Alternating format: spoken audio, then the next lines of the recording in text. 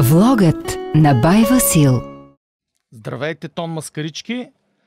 В това извънредно предпразнично включване от влога на Бай Васил искам да ви покажа едно сравнение на паралелни компресии на барабани. Попадна ми още онзи ден едно видео на мистер Джеки Кинг, известният продуцент.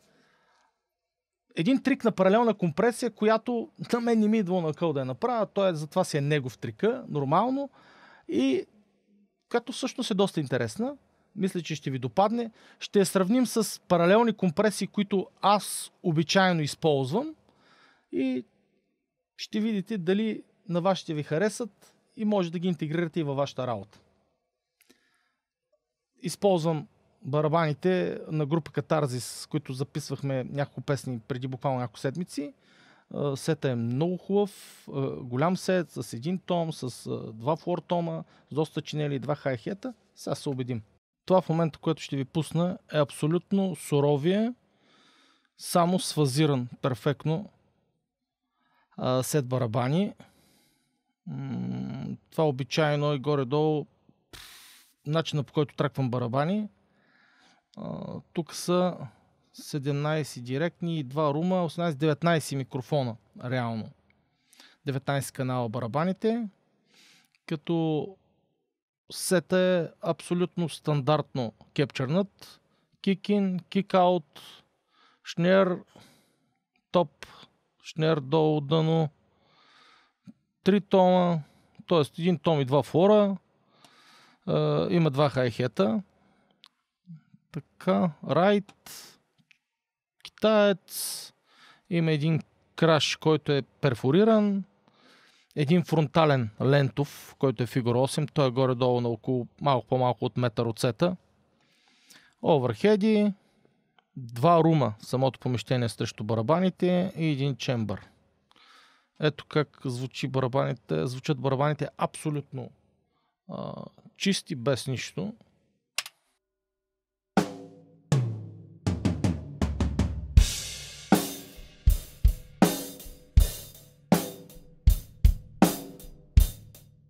Нищо няма. Ето ги. И след съвсем бейсик микса, който съм направил, за да може по-ясно да се разбере паралелната компресия.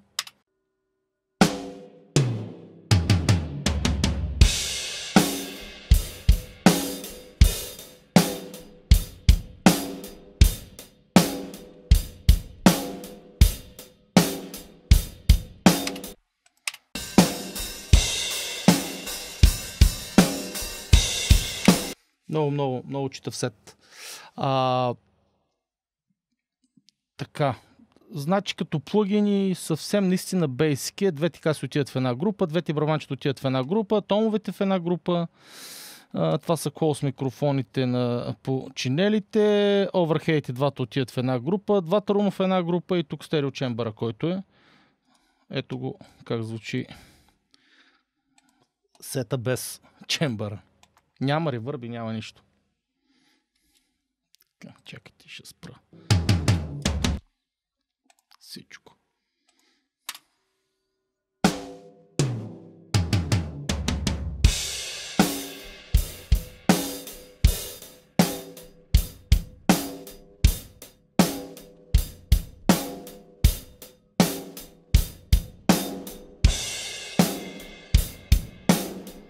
Много си го обичам този чембър. Ето го. Чембърът всъщност е грозния коридор.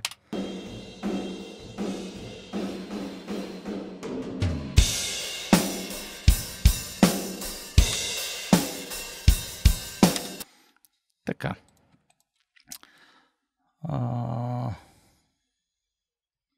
Спра всичко по паралелните компресии и разновидностите, които ще тестваме. Сега. Ето само да ви покажа. Ползвам основно този Channel Strip. Тук на групата F6, един транзиент, основното ми оръжие като транзиент на Softtube, и един FG Red на Slate. При барабанчето, двете барабанчета виждате, пак така. Channel Strip на Softtube транзиента. Томовете имат любимия ми гейт. И после пак Channel Strip-а. Всички са така, като единствено първи и втори флор имам добавен и този Drum Strip. Него също обичам да го ползвам. Всичко е супер бейсик. Горе-долу за 30 на минути съм навъртял нещата. Ето и имам един клипер на изхода. Причинели близки също всичко е с този. Да, фронта съм сложил един девелок. Съвсем бейсик е всичко. Overhead групата също е с Channel Strip. Друг форума, пак Channel Strip. Чембъра, малко съм го дистортнал. Ето го как звучи с драйв. Освен драйв, има и пак транзент. Ето го.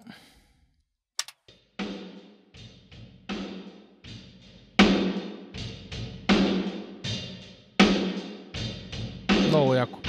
Много обичам да ги крива. Така. Всъщност, какво казва трика на Джекер Кинг? Той прави паралелна компресия не към групата, а директно към близките, към close микрофоните. Което някой ще каже, да, това елементарно се сетиш. Да, бе, аз не съм се сетил. Аз ползвам често пъти като паралелна, един вид паралелно изкривяване, ще ви пусна дистортване към близките с един много специфичен плugin, който аз много харесвам. Но точно да направя паралелна компресия не ми идва на акъла. Някой ще каже, даде, ама сети се, бе. Иначе стандартно сета, ето е групата, в която на изхода има и то Vintage Warmer. Мое много сериозно оръжие. Абсолютна класика плагин. Вижте една стандартна паралелна компресия. Тук и тази група съм е кръстил паралел O. Тя е вързана към самата Drums група. Ето я. Колко е добавена. Вижте с и без.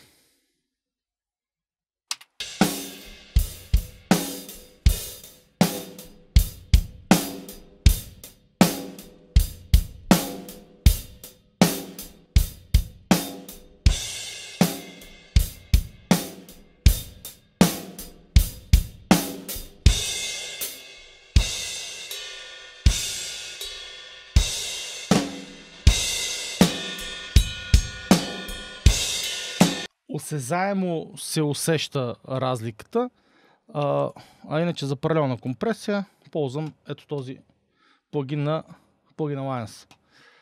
Обичайно оръжие пак от арсенала. Така, нека да затворя. После ще сравним. Ето тази група съм направил. Close паралел, която е за близка паралел. Тук пак използвам същия плагин. Като обаче самата паралелна компресия, групата отива в общата група на барабаните. И виждате тук, като първа група, ето към каста, ето към барабанчето, ето към томовете, или към близките, ето и към хай-хета, към хай-хета съм добавил тази паралелна компресия. И ето какво се получава. Сега ще пускам без нея и ще я включа.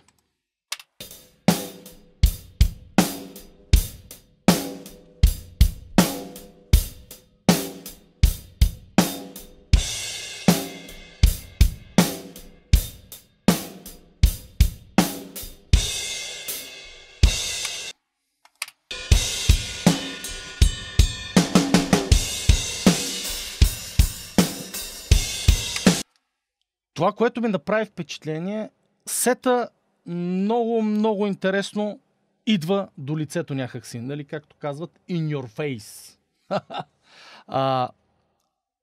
Идва до лицето. Наистина доста по-различно, отколкото към групата, нали, паралелната компресия. Сега ще ви покажа за сравнение, пък аз един трик, който от години ползвам. Ето тази групичка, Drive паралел, която съм кръстил. Ползвам ето този Distortion, който имитира един преамп от 50-те години. На компанията Fuse Audio е плагина. Аз много я харесвам като компания и продуктите, които правят. Имам почти цели арсенал, съм закупил по промоции. Работят много яко. Гейна до край. Ще обясна за тона. Ето го, буста е включен. Микса е до край. Вижте беси с, примерно.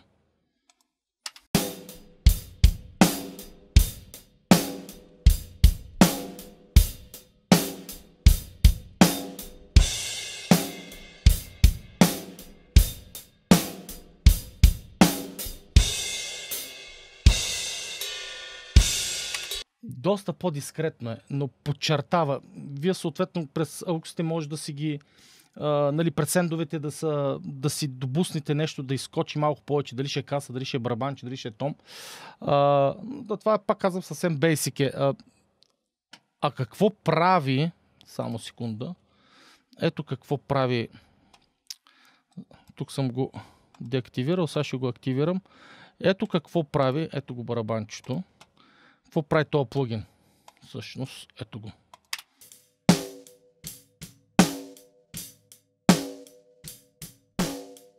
Ето това прави. Ако искате да е малко повече, но на мен идва малко прекрачвам границата, пресолява се. Ето това.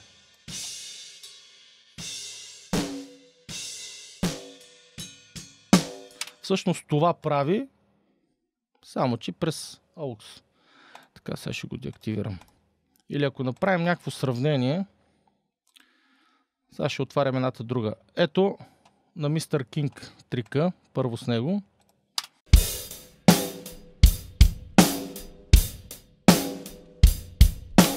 А ето и паралелно.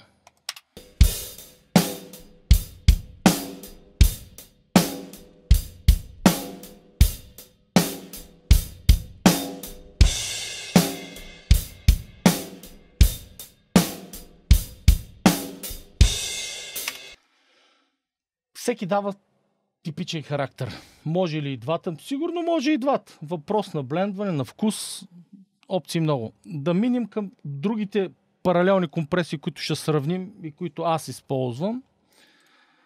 Един много стар трик, сигурно всички го знаете. Копирам групата, в която тук в момента съм сложил един фазово линейен еквилайзер. Леко съм я обрал. Сега ще обясня защо съм обрал тази средна и висока зона. И ето този драйв. Защото този Distortion има свойството да харшва. Аз за това ползвам за драйв паралелен, когато правя при close микрофоните, ползвам ето този плагин. По проста причина, защото големия бонус при него е той не харшва. Чухте го и на соло на ударното, на барабанчето. Докато този драйв, който много обичам, той харшва. И затова преди това съм сложил това. И всъщност какво правим? Добавяме втората дръмс група, добавяме чрез този Distortion, добавяме сигнал. Ето без и с.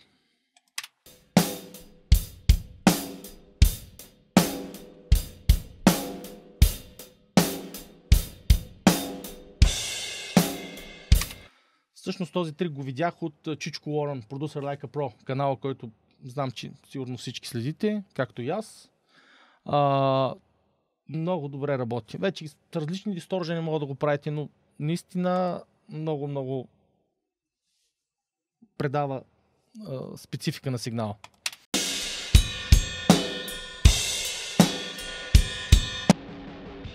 Това всъщност е сигнал на тая група. Ако мана харша, ето. Веднага почва да харша в момента, в който байпасне.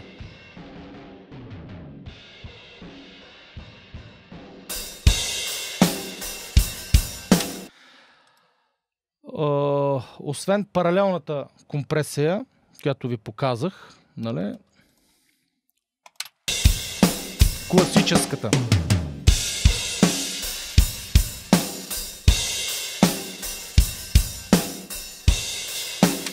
Класическата паралелна компресия.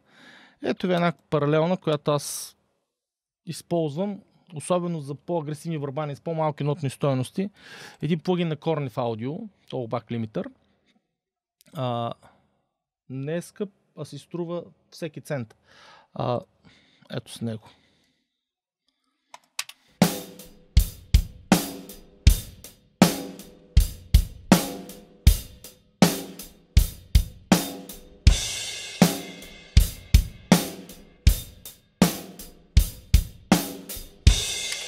Или ако обобща какво бих добавил и да ги пусна заедно, може би този драйв за този сет, за тази стилистика, Cornif и драйв паралелната. Ето в тази комбинация как звучат.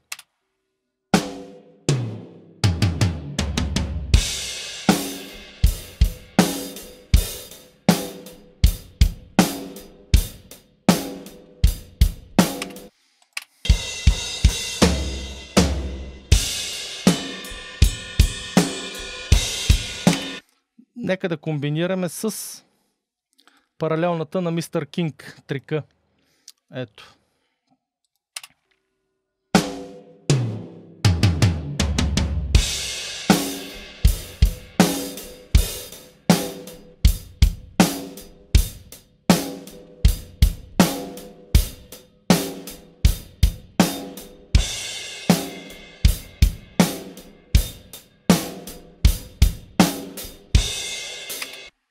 И като цяло всичко е супер използваемо. Може да се ползва в различни ситуации, в различно търсене на някакъв конкретен звук. Аз, разбира се, тук пак казвам, всичко е basic. Ако правя сериозен микс на тези барабани, нещата са малко по друг начин, но той просто сета звучи много добре. Нали? И достатъчно е да се добие представа, дори е така с супер базова смесване на ударните. Ами това е. Надявам се да ви е харесало. Ако ви е харесало, ударете един лайк. Ако не ви е харесало, един дислайк. Ами това е. До скоро!